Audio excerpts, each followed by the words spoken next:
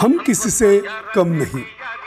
25 August 1977 रोजी प्रदर्शित झालेला हा नाझीर हुसेन यांनी निर्मित आणि दिग्दर्शित केलेला एक मसालापट मनोरंजनानं भरपूर भरलेला आणि अतिशय दिलखेचक अशी गाणी नृत्य फायटिंग वगैरे वगैरे वगैरे असलेला